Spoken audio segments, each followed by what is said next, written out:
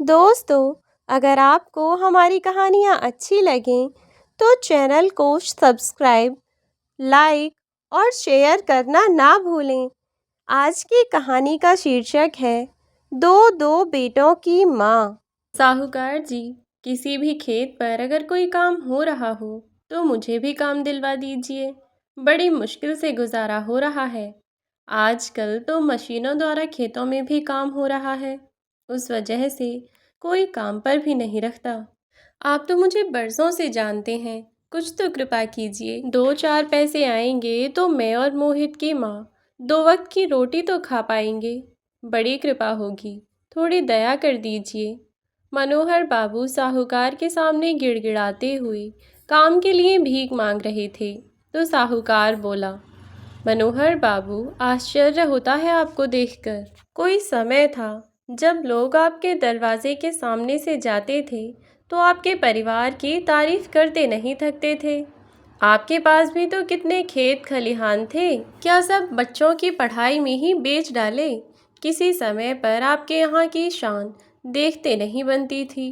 कितने खेत खलिहान, इतना बड़ा मकान किसी हवेली से कम नहीं था। भरा पूरा परिवार, नौकरी, खेती, पैसा, रुपया, किसी चीज़ की कमी नहीं थी। यहाँ तक कि कितने नौकर आपके यहाँ काम किया करते थे। लेकिन अब देखिए, पर यह सब अचानक हुआ कैसे? क्या हुआ ऐसा आपके साथ कि आप अचानक से इतनी ऊंचाई से ज़मीन पर आ गिरे? सुना है कि अब तो आपके दोनों बेटे भी नौकरी करते हैं। फिर आपकी ऐसी फटीचर जैसी हालत कैसे? मुझे माफ़ कीजिएगा, मुझे भी अपना बुढ़ापा चलाना है।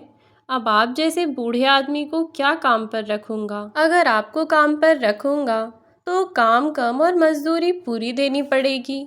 आपकी गारंटी कौन लेगा? मुझे माफ़ करो और आगे बढ़ो। इतना कहकर साहूकार ने मोहन बाबू को भगा दिया। और ऐसे में वे बेचारे क्या ही करते। कहते हैं ना कि जब मुसीबतें आती हैं तो एक साथ आती हैं। एक के बाद एक मुसीबत के पहाड़ उन पर टूटते ही जा रहे थे। पहले ही ऐसे हालातों से जूझ रहे थे कि खाने की रोटी तक के लाले पड़ रहे थे। ऐसे में कहीं काम ढूंढने जाते तो वहाँ से भी अक्सर निराशा ही हाथ लगती। यहाँ भी बड़ी उम्मीद से आए थे कि कोई काम मिल जाएगा, लेकिन फिर उन्हें यहाँ से भी भगा दिया गया। तो अब हार कर बेचारे मोहन बाबू चलते चलते इतना थक गए कि पास में ही एक बरगद का पेड़ दिखा। उसके नीचे छाया में बैठ गए और पेड़ से बातें करने लगे। तुम्हारा ही अच्छा है, कम से कम एक जगह टिके हुए तो हो, अपनी जड़ें मजबूत करके रखे हो, किसी से सहारा लेने की ज़रूरत नहीं पड़ती। मैं ही बुद्धू था जो अपने जीवन की जमा पूंजी अपने दोनों बेटों पर लगा दी। देखो, आज मेरे हाथ खाली के खाली रह गए। मुझे अपना डर नहीं है, डरता हूँ सुनैना के लिए। कहीं उसे कुछ हो गया तो मेरा क्या होगा? बैठे बैठे मोहन जी की आंख लग गई। अचानक झन से आवाज़ आई तो मोहन बाबू ने देखा कि उनको भिखारी समझकर कुछ लोग 2-4 पैसे उनके सामने फेंक कर चले गए। मोहन बाबू की आंखें भर आईं। उन्होंने पैसे उठाए और सोचा कि लोगों से कहें कि ये भाई, मैं भिखारी नहीं हूँ। एक समय था जब मैं भी कुर्सी पर बैठकर काम किया करता था। फिर उन्हें सुनैना जी का ख्याल आया और भगवान को याद करके कहने लगे, क्या तुमने मेरे लिए यही सोच कर रखा था कि इज्जत की ज़िंदगी जीने के बाद जब तुम्हारे द्वार पर आने का समय होगा तो मैं भीख मांगता हुआ आऊँगा? कहते कहते मोहन बाबू रोने लगे और उन्हीं 4 पैसों से थोड़ा सा आटा खरीदा और घर की तरफ चले गए। और घर आकर पत्नी को इस विषय में कुछ भी नहीं कहा, क्योंकि वे भी यह अच्छी तरह से जानते थे कि यदि उन्होंने अपनी पत्नी को इस बारे में कुछ भी बताया तो शायद वे सहन नहीं कर पाएंगी। अपने जिस पति को अभी तक इतनी शान से जीते हुए देखा था, ऐसे में जिस पति के हाथ आज तक उन्होंने सिर्फ दान देने के लिए आगे बढ़ते देखे थे, अगर आज उन्हें पता चला कि उनके वही हाथ लोगों के आगे भीख मांगने के लिए उठ रहे हैं, तो वह बेचारी भला कैसे ही बर्दाश्त कर पाती। वह शायद उस रोटी का एक निवाला भी न खा पाती, जो रोटी उन पैसों से मिली थी, जो पैसे उनके पति की इज्जत को मिट्टी में मिलाकर उन्हें मिले थे। इसीलिए उन्होंने तो कुछ नहीं बताया। उस दिन खाना पीना खाया और वे दोनों सो गए। अगले दिन फिर वो चौराहे पर जाकर बैठ गए, ये सोचकर कि कुछ काम मिल जाए। अचानक से उन्होंने देखा कि कुछ मजदूर अपने कंधे पर फावड़ा लिए इकट्ठे होकर खेत की तरफ जा रहे थे। वो भी उनके साथ हो लिए। जब वहाँ पहुँचे तो ठेकेदार ने कहा, अरे, जवानों के बीच में इस बुढ़े का क्या काम? हटाओ इसे, मैं इसकी मजदूरी नहीं दूंगा। मोहन बाबू उसके पैरों में गिर पड़े और बोले, ठेकेदार बाबू, कुछ काम दे दीजिए। 1 हफ्ते से भरपेट खाना भी नहीं खाया है। घर में मेरी बीमार बूढ़ी पत्नी है। अपना तो गुजारा मैं किसी भी तरह कर लूँगा, पर उसकी उम्मीद भरी नज़रों का सामना नहीं कर पाता हूँ जब खाली हाथ घर लौटता हूँ। तो ठेकेदार बोला कि ठीक है, काम कर लो, लेकिन याद रखो, आधे पैसे दूंगा, क्योंकि तुम इन लोगों की तरह तो मेहनत कर नहीं सकते। कहाँ यह हट्टे कट्टे जवान और कहाँ तुम बुढ़े। तुम्हारी तो उनसे कोई बराबरी ही नहीं है। अगर तुम पूरे दिन लगकर भी काम करोगे तो फिर भी तुम आधा ही काम कर पाओगे। तो इसीलिए उसके पैसे भी तो तुम्हें आधे ही मिलने चाहिए ना। अगर मंजूर है तो काम करो, वरना तो दफ़ा हो जाओ यहाँ से। मोहन बाबू ने सोचा कि कुछ नहीं से अच्छा है भले ही थोड़ा मिल जाए, कम से कम कुछ तो मिले। उन्होंने कहा कि ठीक है बाबू, आप जो बोलोगे मैं करूँगा, मैं मेहनत करूँगा, आप देख लेना, फिर मुझे पैसे देना। इतना कहकर वो उन जवानों के बीच में उनकी तरह ही मेहनत करने लगे। लेकिन आखिर में उन्हें कम ही पैसे मिले, पर वो खुश थे कि आज सुनैना भरपेट खाना खाएगी। वहीं आसपास के लोग जो मोहन बाबू को देख रहे थे, वो बातें बना रहे थे, देखो, ये आदमी एक समय में नौकरी करता था, महीने का वेतन पाता था, और आज बच्चों ने इसकी ऐसी हालत कर दी कि एक समय की रोटी के लिए भी तरस रहा है। तो दूसरा मजदूर बोला, क्यों, बेटे बहू इसे अपने साथ क्यों नहीं ले गए? ज़रूर ये अपनी सेखी दिखाते होंगे। वहीं बैठा दूसरा एक और मजदूर बोला, अरे नहीं नहीं भाई, आजकल के बच्चे माँ बाप को तभी तक पूछते हैं जब तक अपनी ज़रूरतें ना पूरी हो जाएं। कल तक इनको इनके बेटे सोने के अंडे देने वाली मुर्गी समझते रहे, अब काम निकल गया तो छोड़ दिया। सोचो, उनकी पत्नी दूसरों के घरों में काम करती हैं और दोनों बेटे वहाँ नौकर चाकर के बीच आराम से पसर कर रहते हैं। भगवान ऐसी औलाद किसी को न दे। वहीं पास में ही काम कर रहे मोहन बाबू सब कुछ सुन रहे थे और अंदर ही अंदर खून के घूंट पी रहे थे। आखिर करते भी क्या, जब अपना ही सिक्का खोटा हो तो लोगों की अपमानजनक बातें तो सुननी ही पड़ेंगी। अब ये रोज़ का हो गया था। मोहन बाबू अब दूसरे के खेतों में दिहाड़ी पर काम करने लगे और सुनैना जी के घर में किसी दिन खाने को कुछ रहता और किसी दिन नहीं भी रहता, तो आस पड़ोस में काम करके जो मिल जाता वे उसे ही बना लिया करती, और जब वो भी नहीं मिलता तो पड़ोसियों के सामने आँखों में शर्मिंदगी और आंसू लिए हाथ फैला देती, ताकि थके हारे मोहन जी को कम से कम रोटी नमक तो नसीब हो ही जाए। कुछ पड़ोसी कभी कभार आटा और चावल दे देते, तो कुछ देने के साथ साथ 4 कड़वी बातें भी सुना देते, तो सुनैना जी को बड़ा दुख होता। आज फिर घर में कुछ नहीं था। खाली बर्तनों को देखते हुए उन्होंने सोचा, क्या अपना खून इतना काला हो जाता है? हो सकता है बच्चों को किसी ने बरगला दिया होगा। एक बार मोहित के बाबूजी के आने से पहले उन्हें मैं हमारे होने का एहसास दिलाकर देखती हूँ। इतना कहकर उन्होंने अपनी आंचल की गांठ खोली तो उसमें एक चवन्नी मिली और वो उस चवन्नी को लेकर पोस्ट ऑफिस में चली गईं और पोस्ट मास्टर से बोलीं, ए भैया, मेरे बेटे को ज़रा फ़ोन लगा दो और ये चवन्नी ले लो, बड़ी मेहरबानी होगी। इतना कहकर वो हाथ जोड़कर पोस्ट मास्टर से विनती करने लगी तो उसे भी उन पर दया आ गई और उसने फ़ोन लगाकर सुनैना जी को रिसीवर पकड़ा दिया। हेलो बेटा। मोहित, तुम्हें क्या हमारी याद नहीं आती? तुम्हारा भाई मुकेश हमें छोड़कर विदेश जाकर बस गया तो हमने तुमसे ही उम्मीद रखी थी कि तुम हमारे बुढ़ापे की लाठी बनोगे, तुम हमारा सहारा बनोगे, पर तुम शहर क्या गए, हमसे मुंह ही मोड़ लिया। मुझे तो हर रात तुम्हारी याद आती है। बेटा, तुम अपनी माँ के बिना कैसे रह पाते हो? आज तुम्हारे बाबूजी दूसरों के खेतों में काम करके बड़ी मुश्किल से 2 रोटी का जुगाड़ कर पाते हैं और किसी किसी दिन तो हमें भूखे पेट ही सोना पड़ता है। बेटा, अब तो तुम नौकरी भी करने लगे हो, कुछ तो अपने बूढ़े बाप का ख्याल करो। तुम जानते हो कि अब तो उन्हें पेंशन भी नहीं मिलता है, परंतु अपनी हैसियत से बढ़कर उन्होंने तुम दोनों के लिए किया था। जब शहर में हम रहना चाहते थे तो तुम लोगों ने कहा कि वहाँ किराया ज़्यादा लगेगा, गांव जाकर रहिए। हमने तुम्हारी बात मान ली, हम लोग गांव आ गए, पर तुमने तो हमारी सुध लेनी ही छोड़ दी। अगर तुम नहीं आ सकते हो तो हमें ही अपने पास बुला लो। पर ऐसा मत करो बेटा, हम किसके सहारे जिएंगे?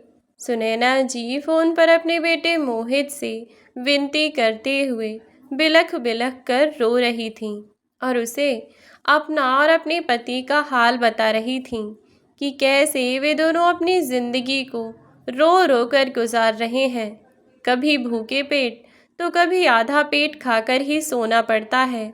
जहाँ पहले ठाट बाट से रहने वाले दोनों पति पत्नी थे, आज वे लोगों के आगे हाथ फैलाते हैं, मेहनत मजदूरी करते हैं, शरीर में जान नहीं है लेकिन फिर भी दूसरों की चाकरी करते फिरते हैं।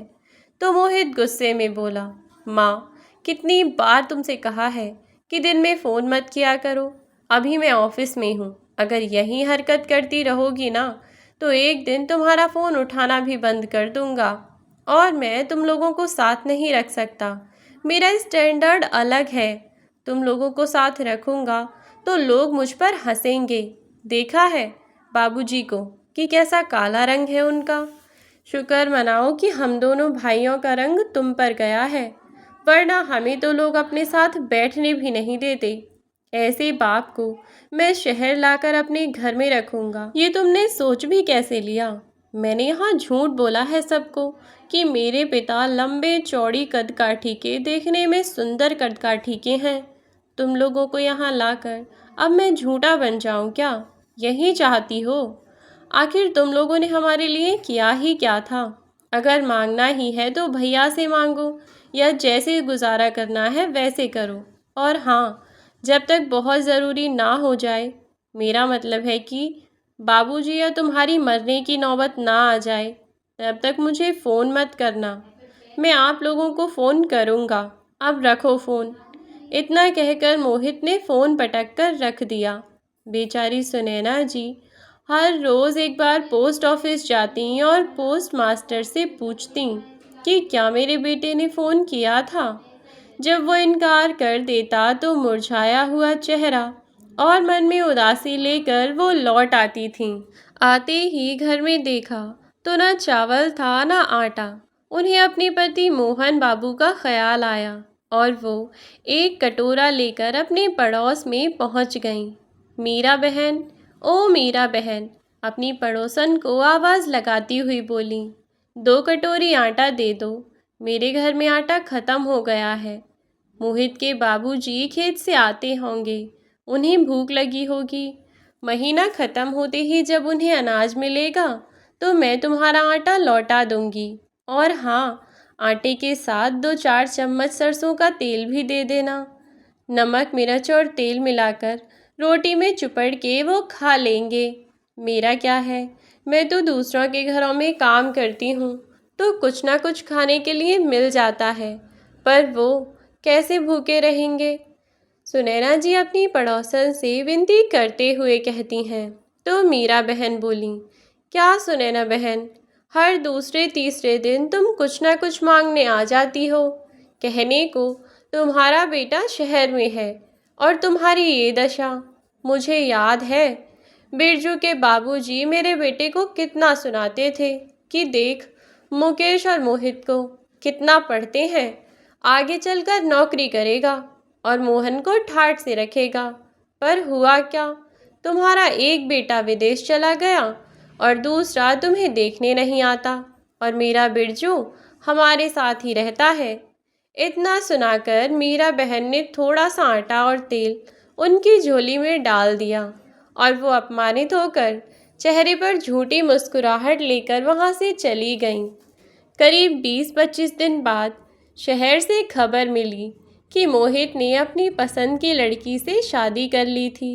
मीरा कुछ औरतों के साथ बाजार से लौट रही थी तो उनकी नज़र सुनैना जी पर पड़ी। तब तंज कसते हुए मीरा बहन बोली, सुनैना बहन, पिछले 2 महीने से कभी आटा तो कभी दाल, कभी नमक तो कभी तेल, कुछ ना कुछ मांग के ले जा रही हो, लौटाने का नाम नहीं लेती हो। मैं तो कहती हूँ रोज़ रोज़ मांगने से अच्छा है कि एक कटोरा लेकर चौक पर बैठ जाओ, बिना मांगे ही तुम्हें कुछ ना कुछ लोग दे ही जाएंगे। तो सभी औरतें हंसने लगीं और सुनैना जी की आंखें, उनमें आंसू झरझर बहने लगे। दूसरी औरत बोली, अरे मीरा बहन, छोड़ो इस बेचारी को, क्या ही कहना, ये तो किस्मत की मारी है और अपने दोनों बेटों से ठगी गई है। हाँ, वो बात अलग है कि रोज़ रोज़ मांग के खाने से अच्छा है कि भीख मांगने का ही धंधा शुरू कर दें। एक बेटा विदेश में और दूसरा बेटा वहाँ शहर में रंगरलियाँ मना रहा है और माँ बाप यहाँ भीख मांग रहे हैं। जिस उम्र में बेटे बहू का सुख होना चाहिए वहाँ अकेली बैठी हैं, और बेटा देखो अपनी पसंद की लड़की से शादी कर लिया और माँ बाप को पूछने तक नहीं आया है। भगवान, इससे अच्छा तो हमारे बच्चे हैं। इतना सुनाकर वो सब वहाँ से जाने लगीं तो मीरा जी धीरे से सुनैना जी के कान में बोली, अगर ये सब अनाज लौटा ना पाओ तो मेरे घर भी कल से बर्तन मांजने आ जाना। सुनैना जी रोती हुई उनको देखने लगीं तो मीरा जी बोली, सुनैना बहन, इतनी हैरानी से मत देखो। अरे, तुम्हारा पति तुम्हें 2 रोटी नहीं खिला सकता तो किस काम का, और बेटों ने तुम लोगों को घर छोड़ दिया है। मैं तो कहती हूँ तुम अपने पति को छोड़ो और अपने पेट का इंतज़ाम करो। अकेली तुम्हें तो घर के काम के लिए कोई भी रख सकता है, कोई न रखे तो मैं रख लूँगी, पर उस बूढ़े आदमी को तो नहीं रख सकती, है ना। सुनैना जी गर्व से बोली, भला है या बुरा है, जैसा भी है मेरा पति मेरे लिए भगवान से कम नहीं है, जो मेरे हर सुख दुख में आज तक मेरे साथ रहा। आज अंतिम पथ पर उनका साथ छोड़ दूं। अगर ये आटा और अनाज इतना भारी पड़ रहा है तो वापस ले लीजिए, पर ऐसी बातें मत कीजिए। तो मीरा मुंह बनाकर वहाँ से चली गई और सुनैना जी आंखों में आंसू लिए वहाँ से आ गईं। सुनैना जी की बुझी हुई सूरत और भीगी हुई आंखें देखकर मोहन जी बोले, क्या बात है सुनैना, उदास हो क्या? क्या किसी ने कुछ कह दिया या पड़ोसी से खटपट हो गई? सुनैना जी उदास होकर बोलीं, अरे नहीं, जब अपना ही सिक्का खोटा हो तो पड़ोसी को क्या दोष दें। जब हमारा बेटा हमसे बिना पूछे शादी कर लेगा और दूसरा हमें याद तक नहीं करता तो लोग तो बातें बनाएंगे ही। कल मैंने फिर मोहित को फ़ोन किया तो बड़ी मुश्किल से फ़ोन उठाया और कहता है कि आप लोगों ने हमारे लिए किया ही क्या है। तो मोहन जी बोले, सुनैना, हमारे बेटे ऐसे बदल जाएंगे हमने कभी सोचा नहीं था। हम अपने बेटों की पढ़ाई लिखाई और उन्हें सेटल कराने के लिए बस इतना बलिदान करते रहे और देखते ही देखते हमारे बेटे कितना बदल गए। मोहन जी की प्राइवेट नॉन पेंशनेबल जॉब थी, वेतन ठीक ठाक ही था। रिटायरमेंट के बाद बच्चों ने कहा कि आप शहर में रहकर क्या करेंगे? अगर आप शहर में रहेंगे तो गांव की खेतीबाड़ी कौन देखेगा? इसीलिए आप गांव की खेतीबाड़ी जाकर देख लीजिए। तो वो गांव आ गए। पर बड़ा बेटा विदेश जाकर सेटल क्या हुआ, दोबारा झांकने तक नहीं आया। बस एक बेटी थी जिसकी शादी उन्होंने कर दी थी। बेटी माता पिता पर जान छिड़कती थी, लेकिन वो भी मजबूर थी। उसका भी अपना घर परिवार था और दूसरा अपनी ही मर्जी चलाता था, उल्टा माँ बाप में ही कमियां निकालता था। सुनैना जी रोते हुए बोली, बच्चों के पीछे अपना मकान तक नहीं खरीद पाए, उनकी खुशी के लिए शहर छोड़कर गांव आ गए। अब उनसे ही ताने सुनने को मिलते हैं। तो मोहन जी बोले, बच्चे बीमार हो जाते हैं तो माँ बाप क्या कुछ नहीं करते, विदेश ले जाकर इलाज करवाते हैं। याद है तुम्हें, मुकेश जब बचपन में बीमार पड़ा था तो गांव की जो जाने कितनी सारी ज़मीन थी, उसे भी हमने बिना एक बार भी सोचे समझे यूं ही बस बेच दिया, केवल इसीलिए कि उस वक्त हमारे बेटे की जान को कोई ख़तरा ना हो। वह बिल्कुल ठीक ठाक सही सलामत रहे। उनकी सलामती के लिए, उनकी खुशी के लिए हमने क्या कुछ नहीं किया। दिन रात जब भी इन्हें हमारी ज़रूरत पड़ी, हम हमेशा ही बिना कुछ सोचे समझे एक टांग पर काम करने के लिए खड़े रहे और हमेशा इनका ख्याल रखा। कभी एक बार यह तक नहीं सोचा कि हम कितने समय से आराम नहीं कर पाए हैं। पूरी पूरी रात, कई कई रातें उठकर हम यूं ही गुजार दिया करते थे, जिनके लिए हमने अपनी सारी खुशियां भुला दी। अपनी खुशी, अपना आराम सब भूलकर जिनकी खुशियों के लिए ही बस हम जिए, जिन्हें आज तक अपने होते हुए हमने कभी आँच नहीं आने दी, आज वह हमें अग्नि देने के लिए मरे जा रहे हैं। कहते हैं कि जब हमारी मौत हो जाए तब हम उन्हें कवर करवाएं, उससे पहले उनके पास हमारे लिए समय नहीं है। जिनके लिए हमने इतना कुछ किया, वे हमें छोड़कर आज इतनी दूर जा बसे हैं और हम यहाँ आज दूसरे के खेतों पर काम करके अपना गुजारा कर रहे हैं। दूसरों के घरों में तुम बर्तन मांजती हो तब हम खाना खा पाते हैं। तो सुनैना जी छत की तरफ देखते हुए आंसू पोंछकर बोलीं, बदले में हमें क्या मिला? गांव में इस पुराने छोटे से जर्जर मकान के अलावा हमारे पास आज कुछ बचा भी तो नहीं है। तो मोहन जी बोले कि जानता हूँ सुनैना, तुम दूसरों के घरों में काम वाली बाई बनकर रह गई हो, लेकिन मैं भी क्या करूँ, मैं बहुत मजबूर हूँ। जी तो करता है कि आत्महत्या कर लूँ, कम से कम तुम्हारी ऐसी हालत तो नहीं देख पाऊँगा। यह सुनकर सुनैना जी बोली, देखिए ना आपके चश्मे को, महीनों पहले से इसकी डंडी टूटी पड़ी है, आपके पैरों के जूते फट चुके हैं। ये सब देखकर आँखों में मेरी आंसू आ जाते हैं। पर हमारे बच्चे अपनी दुनिया में खुश हैं, तो अब हमारे लिए यही बहुत है। सोच लेंगे हम कि हमने बच्चे पैदा ही नहीं किए। इतना कहकर वो फूट फूट कर रोने लगी। मोहन जी अपनी पत्नी को तसल्ली देते हुए बोले कि सच में सच कहा सुनैना तुमने, तुम एक सच्ची माँ हो। काश हमें पेंशन मिल रही होती और बच्चों के कहने पर हम शहर छोड़कर यहाँ नहीं आते, तो शहर में हमारा अपना एक छोटा सा मकान होता और वो 2 बीघा ज़मीन भी अगर हमारे बेटे के लिए नहीं बेची होती हमने, तो आज अपनी ज़मीन पर खेती करके कम से कम इज्जत की 2 रोटी तो खाते। बच्चों के लिए तुमने कई बार लोरियां सुनाई और अपनी नींदें गंवाई हैं। आओ आज अपने इस बूढ़े पति के कंधों का सहारा लेकर सो जाओ। इतना कहकर वो गीत गुनगुनाने लगे, राम करे ऐसा हो जाए, मेरी निंदिया भी तुझे मिल जाए, मैं जागूं और तू सो जाए। गाते गाते उनकी आँखों से आंसू टपकने लगे और रोते रोते यूं ही गीत गाते हुए कब रात हो गई उन्हें पता भी नहीं चला। और दोनों ही ऐसे ही बैठे बैठे सो गए।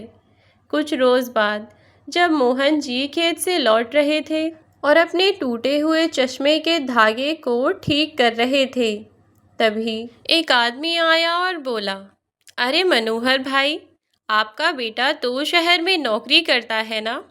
सुना है अपनी पसंद की लड़की से शादी भी कर ली है और वहाँ घर भी ले लिया है, और एक यहाँ आप हो कि यहाँ अपने टूटे हुए चश्मे को धागे से बांध रहे हो। आपसे अच्छा तो मैं ही रहा। अच्छा हुआ बेटे को 12वीं करवा कर शहर नहीं भेजा और गांव की खेती बाड़ी में लगा कर रखा। इसी बहाने कम से कम अब हम लोग अपने बुढ़ापे में 2 रोटी तो साथ बैठकर मिल बांट कर खा ही रहे हैं ना। जब जब आपको देखता हूँ तो बहुत बुरा लगता है। आपने अपने बच्चों के लिए क्या कुछ नहीं किया। यहाँ तक कि भाभी जी ने शहर में इतनी तकलीफ़ें सहीं और आज घर घर जाकर दूसरों के झूठे बर्तन धोए ताकि बेटा पढ़ लिख जाए, काबिल बन जाए, तो इज़्ज़त की 2 रोटी खा पाऊँ। पर क्या हुआ, हर रात आप लोग भूखे पेट सोते हो। अपने बेटे से कुछ कहते क्यों नहीं? किशोर भाई मोहन जी से कहते हैं। यह सुनकर मोहन जी बोले, अब मैं कर ही क्या सकता हूँ किशोर भाई। तब किशोर भाई बोले, आप भी हद करते हैं। आप तो पढ़े लिखे नौकरी करने वाले इंसान हैं, फिर आप इस तरह से हार कैसे मान सकते हैं? मैं कहता हूँ अपने दोनों बेटों पर केस करो और अपना खर्चा मांगो। मैंने तो कल ही टीवी पर देखा था कि ये भी बुज़ुर्गों का अधिकार है। फिर आप पीछे क्यों हट रहे हैं? आपने कभी उन बच्चों के लिए कोई कमी नहीं रखी, तो अब आप दोनों का ख्याल रखने की जिम्मेदारी भी उन्हीं की बनती है।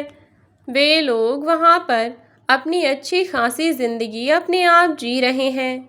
वो लोग अपने सुख के लिए आपको यहाँ छोड़ गए ताकि शहर में उनकी बदनामी ना हो। अगर आप हार गए तो सोचो शहर के और बूढ़े माँ बाप क्या करेंगे। बाकी आपकी मर्ज़ी, दोनों बेटे आपके हैं तो आखिरी फैसला भी आपका होना चाहिए। मैं तो बस आपका एक पड़ोसी और आपका शुभचिंतक होने के नाते बस आपको एक सुझाव दे सकता हूँ। इतना कहकर किशोर बाबू वहाँ से चले गए। मोहन जी को लगा, एक साधारण सा किसान इतना साहस रख सकता है, फिर मैं क्यों नहीं। घर गए, अपनी पत्नी से राय मशवरा किया और फिर कुछ निश्चय करके अगले ही दिन गमछे में 2 रोटी, नमक, प्याज बांधकर शहर की तरफ निकल पड़े। शहर में कुछ लोग अभी भी उनकी जान पहचान के थे। उनसे अपनी सारी बात सुनाई और उनके साथ पुलिस थाने में जाकर दोनों बेटों के खिलाफ केस दर्ज करवाया। 1 हफ्ते बाद जब मोहित को नोटिस मिला तो मोहित ने पोस्ट ऑफिस में फ़ोन करके मोहन बाबू को बुलवाया और कहा, बाबूजी, ये आपने क्या किया? आज तक आपने हमारे लिए किया ही क्या है जो आप हमसे उम्मीद रखते हैं कि हम आपकी सेवा करेंगे, आपका खर्चा उठाएंगे। मैं कहता हूँ कि अपना केस वापस लीजिए, वरना आप लोगों के मरने के बाद मुख अग्नि देने भी नहीं आऊँगा मैं। और मैं नहीं आया तो सोचिए भैया तो क्या ही आएंगे। मोहन बाबू बोले, आएगा तो तुम्हारा भूत। तुम खुद को क्या ही समझते हो? मैं तुम्हारा बाप हूँ। किसने अधिकार दिया कि तुम मुझसे इस तरह से बात करो? मुझे तुमसे कुछ नहीं चाहिए, पर जितना पैसा मैंने तुम पर खर्च किया वो मुझे लौटाओ, वरना सूद समेत तुम दोनों को वह पैसा लौटाना ही पड़ेगा। और याद रखो, तुम्हारे भाई को भी नोटिस मिल चुका होगा। शराफत से हर महीने हम लोगों का खर्चा दो या फिर कोर्ट में आने के लिए तैयार हो जाओ। जानते हो ना, गरीबी रेखा के नीचे हूँ मैं, तो वकील को भी मुझे पैसे देने की ज़रूरत नहीं पड़ेगी, समझे? इतना कहकर मोहन बाबू ने फ़ोन रख दिया। दोनों भाई अब मोहन बाबू और सुनैना जी से बात करने के लिए बार बार फ़ोन करते रहे, पर इस बार मोहन बाबू ने हिम्मत नहीं हारी और वो कोर्ट गए। वहाँ जाकर जज के सामने और समाज के लोगों के सामने उन्होंने अपनी सारी कहानी बताई और कहा कि जज साहब, मैं नहीं चाहता कल को मेरे बच्चे जैसे दूसरे बच्चे बने और जैसी हालत आज मेरी है वैसी ही किसी और माँ बाप की हो। तो आप मुझे न्याय दीजिए। मुझे इन लोगों से कुछ नहीं चाहिए, पर जितना मैंने इन लोगों पर खर्च किया है, इनसे कहिए कि बस मुझे मेरे वही पैसे लौटा दें। मोहन जी का साहस देखकर वहां बैठे अन्य बुजुर्गों ने ताली बजाकर उनका हौसला बढ़ाया। जज ने मोहन बाबू के पक्ष में फैसला सुनाया और दोनों बेटों को कहा कि 25-25 लाख रुपए तुम दोनों मिलकर मोहन बाबू के बैंक अकाउंट में जमा करवाओ और गांव में एक अच्छा सा 2 कमरे का मकान बनवा कर दो, वरना तुम दोनों को सजा होगी। कोर्ट से बाहर निकलने के बाद दोनों बेटे सुनैना जी को पकड़कर बोले, माँ, आप तो बहुत समझदार हैं ना, आप ही बाबूजी को समझाइए कि बाबूजी ने ये सब क्या नाटक लगा के रखा है। हमें जो बचपन में पढ़ाया, तो क्या उसका पैसा वसूल लेंगे हमसे? छी, कैसे पिता हैं हमारे। यह सुनकर सुनैना जी ने जोर का थप्पड़ अपने बेटे को जड़ दिया और बोली कि शुक्र मनाओ, जो मैंने तुम्हें पैदा किया, दूध पिलाया, उसका पैसा नहीं मांग रही हूँ, वरना तुम जैसे बच्चों को तो पानी तक नसीब ना हो। अरे, जो अपने माँ बाप को भूखा मरता छोड़ जाए, जिन बेटों को माँ बाप के दर्द का एहसास ना हो, वो बेटे कैसे? हमारे मरने के बाद भी तुम लोग हमें मुखाग्नि देने मत आना, विनती करती हूँ तुमसे। चलिए जी, इन लोगों से हमारा कोई नाता नहीं है, यहाँ कोई नहीं जो हमारा है। इतना कहकर वो मोहन बाबू का हाथ थामे नए सफ़र पर चल पड़ी।